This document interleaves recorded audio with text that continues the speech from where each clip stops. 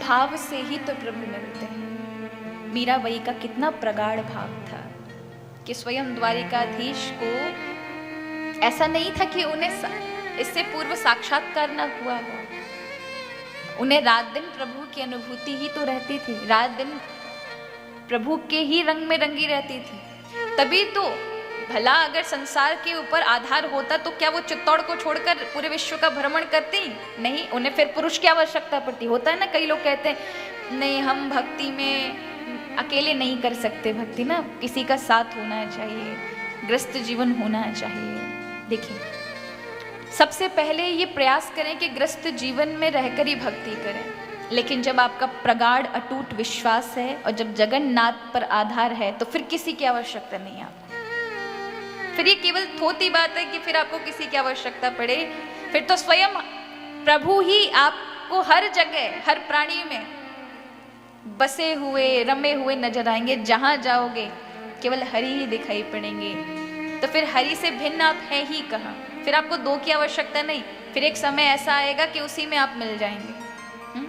फिर मैं नहीं, तू नहीं, सिर्फ और सिर्फ केवल तू रह जाएगा। वहां मैं नहीं आएगा, वहां सिर्फ मैं, अहंकार खत्म हो जाएगा। फिर तू ही तू, तू ही तू, तू ही तू। वो एक बड़ा सुंदर प्रसंग है। मैंने ने मैं ना कहा तो ग्राहक लगे 20 और बकरे ने मैं कहा तो तुरंत कटाया शीस। फक्र बकरे ने किया मैं के सिवा कुछ भी नहीं। तो जब मैना नाम की एक पक्षी होती है वो कभी मैं नहीं करती तो उसको लोग खरीद लेते हैं, बड़ा सुंदर बोलती है तो अपने घरों में रखते हैं। पर बकरा हमेशा मैं करता है तो हमेशा काट दिया जाता है, उसकी गर्दन काट दी जाती है। माने फक्र बकरे ने किया मैं के सिवा कुछ भी नहीं। अहंकार आया कि मैं ही हूं, तो फिर उसका सिर काट दिया गया। तो अब जब हड्डियां बची तो उनको भी नदाब धुनकी बनाने के लिए ले गया। प्राय पहले रुई को धुनने के लिए, सबके लिए वो सब चीजों का इस्तेमाल, हड्डियों का इस्तेमाल किया जाता था। तो जब धुनकी को बजाया गया तो फिर उसमें से मैं की आवाज नहीं निकली, तू ही तू, तू ही तू, तू ही तू की रट आने लगी। फिर समझ गए भैया मैं का असर बहुत बुरा है, हड्डियों पर उतरा है, कुछ नहीं रहा, कुछ भी नहीं रहा। उसी तरह से जब जीवन में अहंकार आता है तो जहां मैं है तहां प्रभु नाही, और जहां प्रभु है ता मैं नाही। प्रेम गली अति सांकरी जा मैं दो न समय।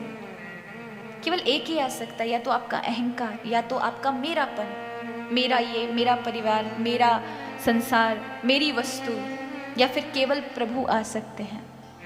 इन दो में से केवल एक ही आएगा, क्योंकि हृदय की गली बहुत सक्रिय है, उसमें दो नहीं बैठ सकते। या तो आपका अपना संसार या फिर केवल सिर्फ और सिर्फ कृष्ण, अन्यथा और कोई नहीं बैठ पाएगा। क्योंकि हम तो अहंकार में आकर के हमेशा कहा करते हैं, जब कुछ अच्छा हो जाए तो कह देते हैं हमने किया है, श्रेय अपने को ले लेते। कभी ये नहीं कहते कि प्रभु की कृपा से हो गया ना। प्रभु ने अगर इतना सामर्थ्य नहीं दिया होता, परिश्रम को सफल नहीं किया होता, तो ये सब कैसे होता।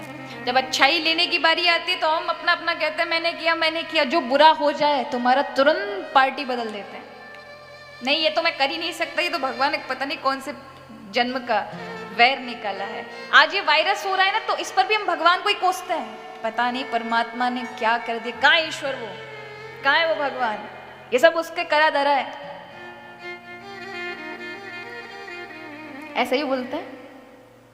लेकिन भूल जाते कि मानवों के कृत्य का अभिशाप है। दशकों से जो हत्याएं कर रहे थे, मौतें कर रहे थे जिन बेजुबानों की, तो लौटकर परिणाम में क्या आएगा, वही मौतें वापिस आ रही हैं। और कहते हैं, मैं एक दिन बता भी रही थी कि जब जंगल जलता है ना तो उसमें हरी लकड़ी और सूखी लकड़ी दोनों ही जल जाती हैं, तो उसमें मासूमों के भी प्राण जाएंगे और पापियों के भी जाएंगे। और ये इसलिए ऐसा हुआ क्योंकि हम अगर तनिक भी इन सब चीजों का थोड़ा भी विचार करते, इस विषय पर सोचते, तो शायद ये सब चीजें हमारे समक्ष उपस्थित नहीं होती। तो हमने मौतें दी थी तो मौतें ही हमें लौट कर वापस आई हैं। तो आगे हम संभल जाएं, हम मानव अगर थोड़ी भी इंसानियत मानवता अपने अंदर लाएं तो आज भी हम बहुत लोगों का जीवन बचा सकते हैं।